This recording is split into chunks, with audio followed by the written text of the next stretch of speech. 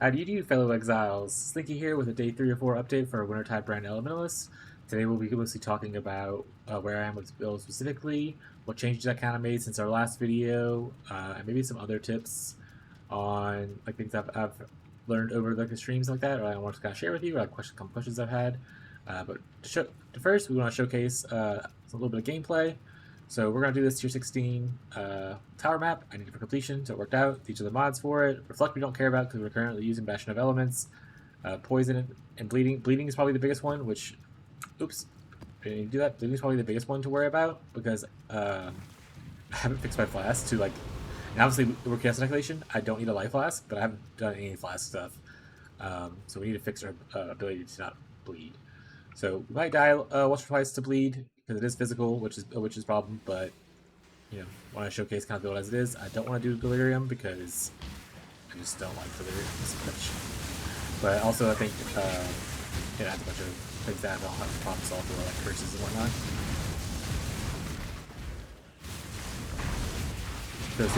So we changed off a period of elements, so we're able to get frozen right now, which is something we're working on today on stream. We can hit our... Oh, I don't want to actually grab the... I was about to grab it. I don't want to grab the shrine. I don't want to show me being buffed by shrine content as part of a build kind of update, so we're going to avoid that. We do like to full clear because we still are... While we're doing T16s, we still have a few things that we need to handle. This map is actual awful, though. Small zones. You will notice that there's different buttons for me to press now. My mercenary also was dead, apparently. I don't know if she died last map or died this map. I wasn't really paying attention, but you know, good news. See, you go through big packs, you can pop your Vol Cold Snap with the Wintertide going off. Clears pretty well. I will pick up stuff because while I am doing a video where people are like, just hurry up and do the gameplay, I need stuff, guys. I'm just a guy. Give me the loot. There we go. Alright. I'm not gonna do Tuyen. I think doing Expedition without having that one giant road to do a giant explosion just feels like the worst thing in the world. But obviously you can do that if you want. Oh, we're being chased right now by a bunch of little floaty things from Ritual. I don't like that. You can also do Ritual, but same thing, it's content isn't as rewarding. I mean, I guess you can get some good omens from it now because you can't get it randomly dropped. So maybe it's worth doing. I like Ritual when you juice into it. Not necessarily like with Scarabs, like in Atlas Tree. Which my Atlas Tree right now is pretty much just only progression with heist nodes. I can show it for people who want to see after the map if I remember. But yeah, there's like no juice as far as like farming content other than random things.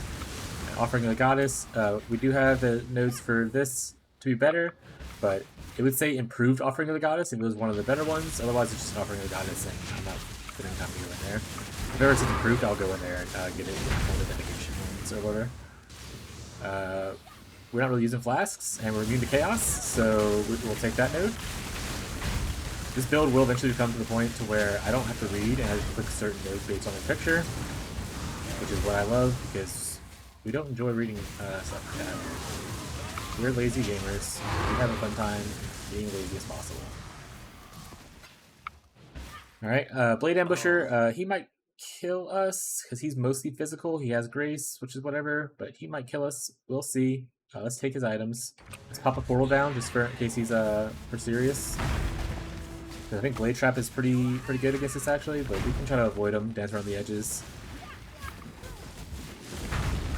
And then, oh, I'm frozen, so hopefully I don't just die randomly to a trap. Okay, he died. So once again, fixing freeze is something that will be helpful for people if you switch off of Purity, but you don't necessarily have to do that. You can stick on Purity and be like, I don't want to run Grace, or you know, I don't want to run Alliance, or figure out some other way for mana reservation, and so on and so forth. There's lots of different ways to do that. There's like even Pantheons you can use to have to freeze once you upgrade them, and so on and so forth. So on and so forth, it says. I almost clicked the Shrine node again. Just used to it. Did not want to do Ritual. Because honestly, it's going on a little bit longer than I probably would want it to, and people are probably like, oh my god, he's still on this map. Why is it taking him 4 minutes? Guys, I'm not a speedrunner. Also, this build is not like, hey, let's speedrun into things as fast as possible. Most of the maps take about around 5 minutes if there's like a longer map, especially with the layout that's like 50, 30. Ooh, craft recipe. We did it. Support level gems. Hell yeah. We're gonna pop a portal here, just in case we die. You don't have to, especially if you feel more confident. Like I said, this build does have a couple of weaknesses still that we will solve. I literally just transitioned a lot of this stuff yesterday on stream, so, and I just did it a little bit prematurely instead of waiting until I had my upgrades properly laid out. My goodness, I have to pick a boss that has phasing as well for the showcase, so I'm sorry for the showcase keeping pretty long. But at least it's honest gameplay, I guess. That's my favorite part. We want to make sure to cold snap them because we are not using Frost Bomb anymore. So our exposure comes from exposure on our random glove implicits. So cold snap or like frost blinking into people. Actually, I should be frost blinking more. Perfect. So that's the gameplay of the map. And then I'll show the atlas briefly because as I mentioned, this is my progression atlas. Don't laugh at me, chat. This is my progression atlas. If I wanted to do heist, but mostly like it's picking up connected maps, Curic mission stuff. I don't really care for these Curic missions because operatives are kind of whatever. But these over here are pretty good for comprehensive reports. I take this node really early on. I pretty much just rush straight up, go around Curic, grab this big node, and then just rush straight for this point. And then I'll grab like shrines and then go into like my heist and stuff. And then once I finish the heist nodes, I'll go everywhere else. The reason I haven't actually spent extra 20 points I have is because instead of using regret orbs, I'll just save extra 20 points.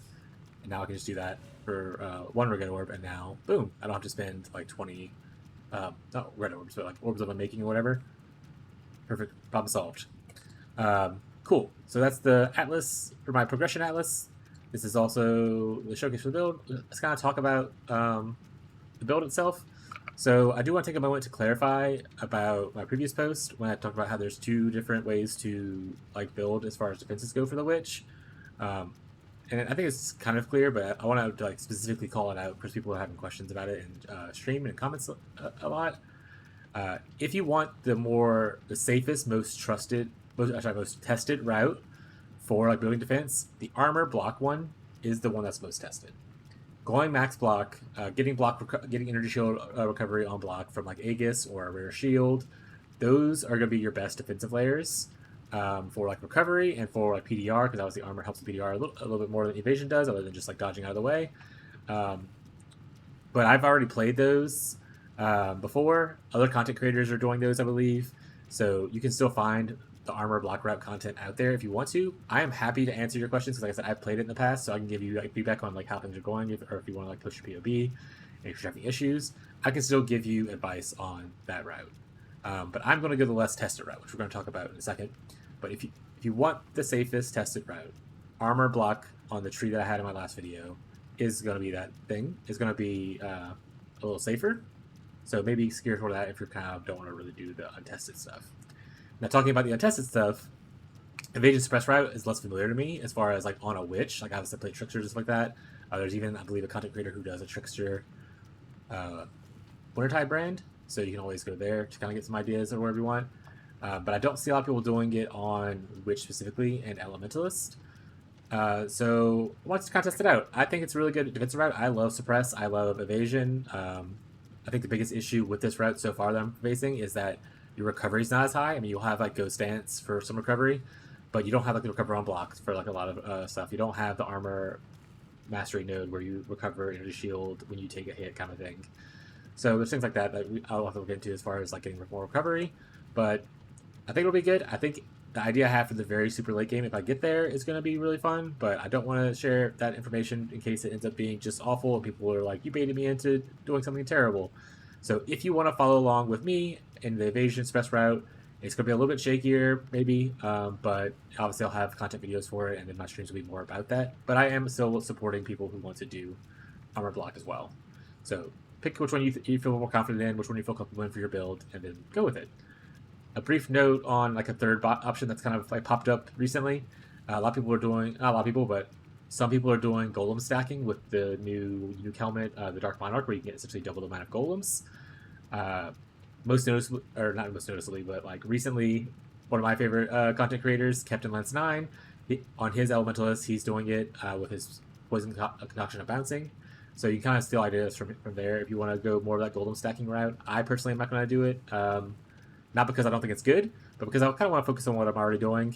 And honestly, I feel like the golem thing is going to be a little muddied with how many people are doing it, so I don't want to necessarily mess in that realm. Like that, I like testing new things, and that test will already be out there from other people. So I don't feel like I need to test it with people already testing it, essentially. But you can easily, like, for instance, if you want to reference Captain Lance 9's thing, where it's poison concoction, you can kind of like transition that into Wintertide if you want to stick with Wintertide instead of poison concoction. I think you can do pretty much any skill or like, honestly anything with that. You just have to make some mana alteration changes. But if you're interested in going that route, I can still give you some advice on it if you want to use Wintertide as it, or any skill really. So feel free to stop by and you can bring up that as well. Now on to the build and what changes we kind of made over the last 2 days. So as we said earlier, we moved to CI, so we're now 1 life, 7,000 inner shield. We are immune to chaos damage. So I will show the passive tree real quick, and I'll make sure to kind of copy this and put it in the POB. It looks a little ugly. Don't be mean, chat. We're chaos inoculation right here. So life becomes 1, but we're immune to chaos damage. We don't have to worry about chaos res anymore. We also have like some ugliness down here, where we had to go down here because our Theocraft, but we'll go over that later. Also took off these nodes right here and kind of invested into these for a little bit more generation. Also Leaf Shade, which helps out a lot with things that like bleed and whatnot, because until we solve Leaf Shade's pretty solid defense.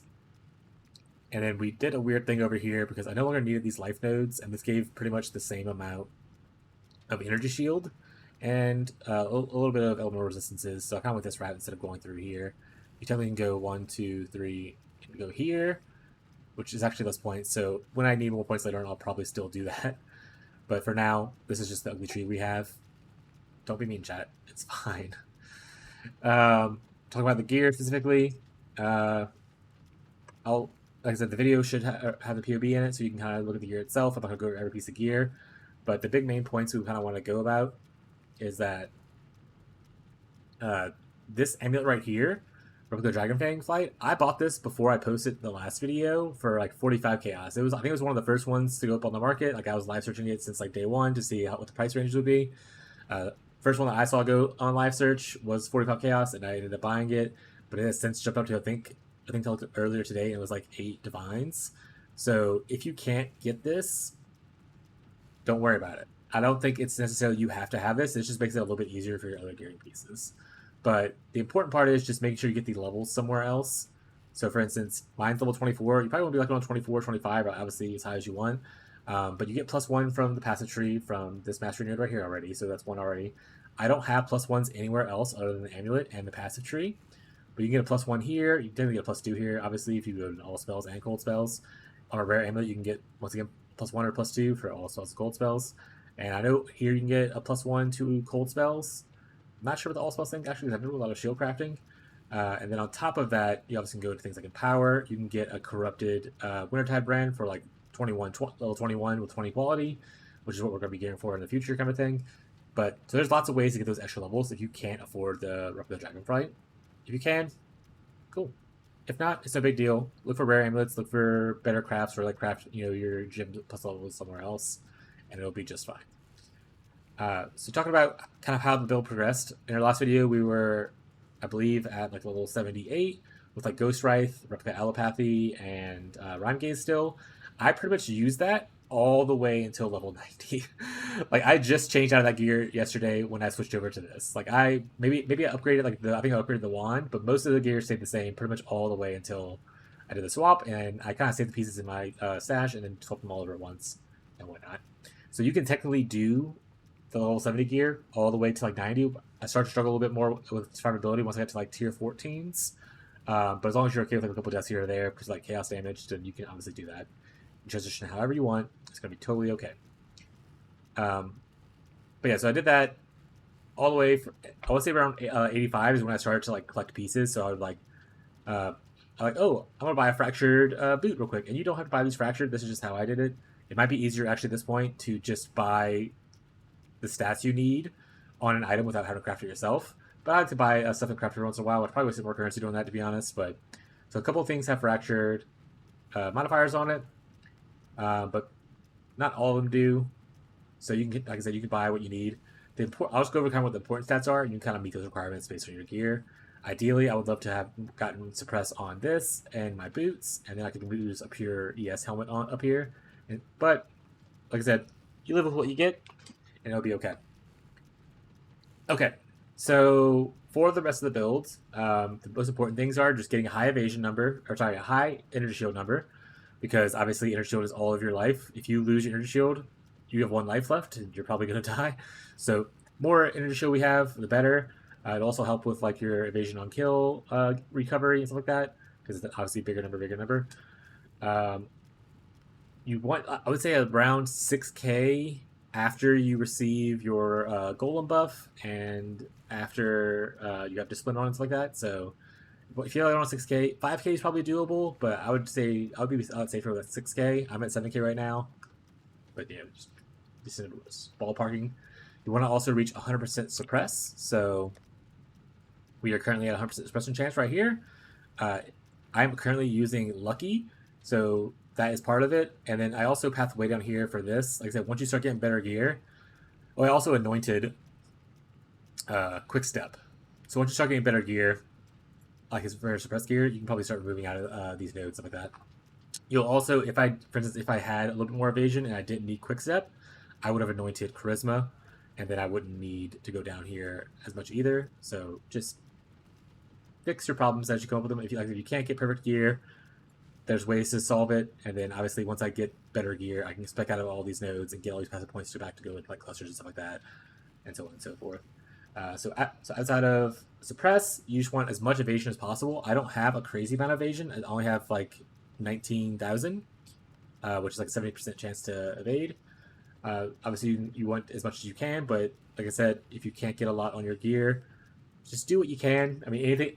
The other 2 stats are more important: 100% suppress and the energy shield, and then whatever else you can fit in with evasion. Definitely go for that. And then obviously max out your resistances. So you don't need to worry about chaos because you're immune, but you want to max out your other 3 elemental resistances. And then I overcapped my cold res a lot because I wanted to use this node for helping make up the differences between switching off of Rhyme Gaze, which is 50% dot multi, which is a large amount of damage, to switching over to a more defensive build and have like still a similar damage. So that's why I want to overcap my cold res a lot. It kind of makes up a little bit for it. I'm not going to do the math because I'm bad at math, but you can do it yourself if you want to. But yeah, just kind of craft what you want. You can use, like, I used a Stygian Vise, get some regeneration here as well.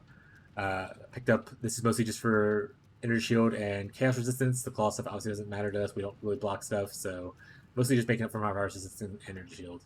So just kind of fit things as you need to. I also crafted non-channeling skills have minus cost because we no longer use, we'll go over the gems in a second, but we no longer use inspiration in our main link. So it helps with the mana cost and upkeep. But speaking of the gems, they're mostly the same. There are a couple of things that I want to call out though. So we've now switched off of using shield charge. We no longer use shield charge and faster attacks. Instead, we use Frostbank of Wintertide Blast and Arcane Surge at level 1. Because I mean, you can technically put it a little bit higher if you want to. You just want to make sure that every Wintertide Blast or Frostbank will trigger the Arcane Surge buff. So you can technically make it a little bit higher if you want to, but there's not like a super big reason to. The main reason we put Arcane Surge here is whenever we proc Arcane Surge, it gives us 20% cast speed buff, which makes obviously our Wintertide Blast faster. It also gives us a little bit of mana regen, but more importantly, it gives us the Arcane Surge buff, like overall. And that's important because on our 5 link, instead of Inspiration now, we use Arcane Surge support, which I'm still leveling up. But the last line of that says support skills deal 32% more spell damage while you have Arcane Surge. So the important thing to note here is that you do not have to proc Arcane Surge with this skill, so I don't have to use Wintertide to proc this buff. As long as I have the buff, this damage goes up, which I can kind of showcase that. So right now, you can see on the line it says 16484.5 cold damage per second. That's without the buff. If I have Frostbank Wintertide Blast, I get the Arcane buff. That 16 now becomes 21. So you're getting the extra damage buff just from whenever you have Arcane Surge buff up. And obviously, if you're buffing around a lot, you're going to have a good upkeep on that. the biggest thing I would say is, and I think I was mentioned in the showcase, you want to make sure you're going on bosses every once in a while. You can do also your regular blast, that kind of stuff. But yeah, you want to make sure you get the Arcane Surge buff just so you can get the extra damage. You don't have to use Arcane Surge if you want to. You can use Inspiration if you want to do that. You can use Swiss Affliction, Elemental Focus. There's a lot of different choices to make, but it depends on kind of how you want to do your play. But I'm using Arcane Surge buff. Outside of that, we're on a 5 link instead of a 6 link. If you can 6 link, I didn't want to pay like I think it was like 8. I don't know. There's a lot of divines. I don't make a lot of money, so I didn't want to pay a lot of divines to get like Black Morgans or like the Omena connections to make this a 6 link. So I was like 5 link is good enough for me.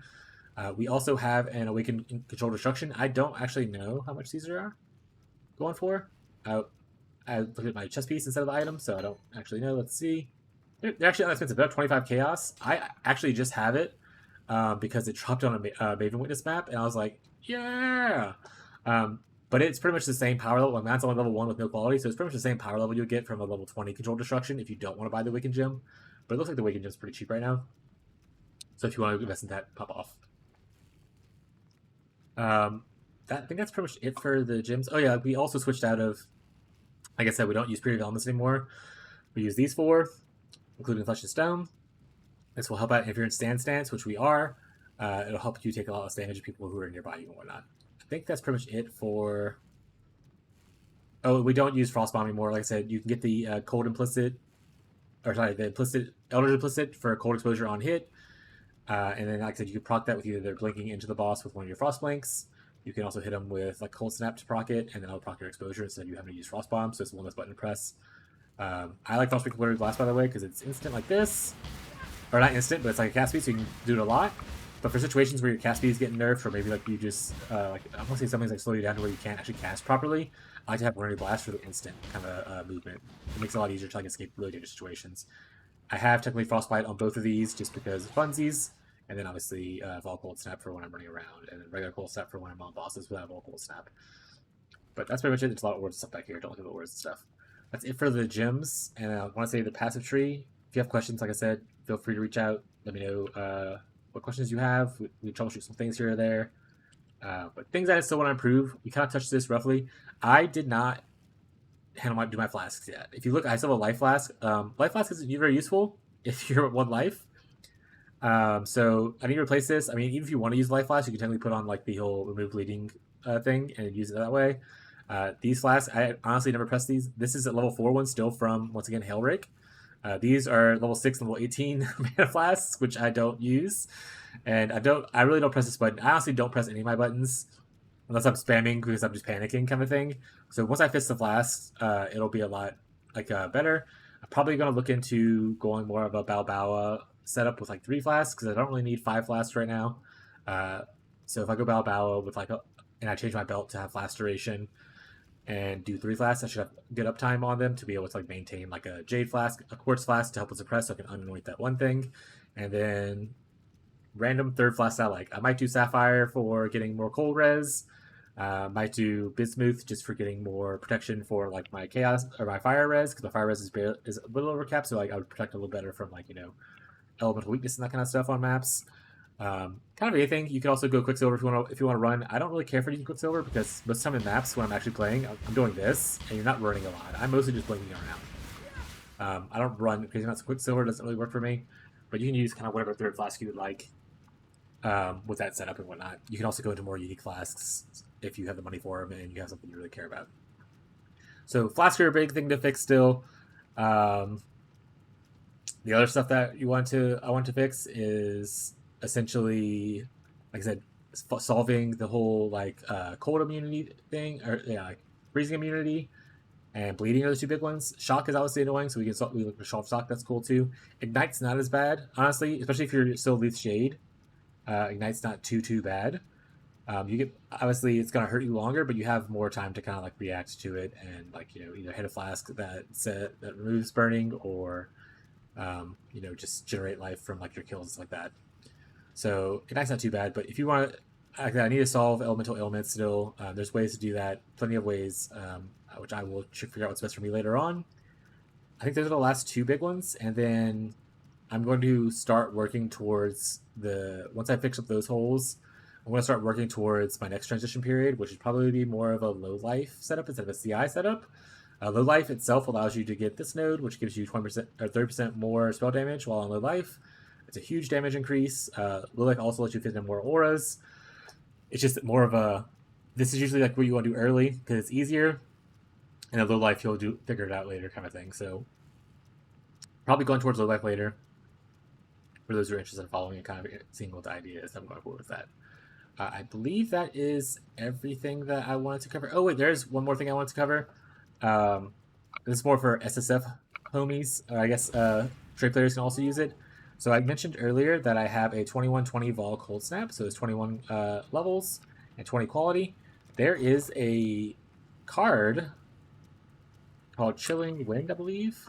Yeah, Chilling Wind. So this is a four-piece set, and it'll give you 2120 Cold Snap. So I would check to see what the price of 2121 Cold Snap is. I want to say yesterday when I looked at it, it was like 9-10 Chaos. You can buy these cards for 2 apiece, so you can spend 8 Chaos. What I did is I just put, I want 4 for 4, and then I let it sit there, and people ended up trading it to me. And then I went to sleep, and then the next day I woke up and I had all 4 cards. But this is a way to do that. For SSF homies, you can farm this card, you can target farm it on Glacier and I believe Summit. I don't know if Summit's part of the map. I know Glacier definitely is. But you can look at the wiki and it gives that information. But this is target farmable for SSF homies to get your 2120 Cold Snap. It adds a large amount of damage. It's a lot easier than having to do it.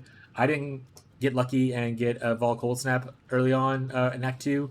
So I pretty much used my regular Cold Snap all the way until I did this at level 80. But that's just a pretty cool little pro tip for people. But other than that, that is pretty much it for this video. I know it was a little bit long-winded, and if people don't like that, I'm sorry. Please let me know, by the way, if you have any feedback on the content I produce. If you think like, hey, you should do this, you should do less of this, you should do more of this. Things you'd love to see, because I love taking your feedback. I make notes constantly when people come in and say different things. So I appreciate all the feedback I get from you guys. I appreciate the community. If you have questions on the build, feel free to shop on my streams. I'm streaming pretty much every day right now. And that's it from me, I believe. All right. Bye.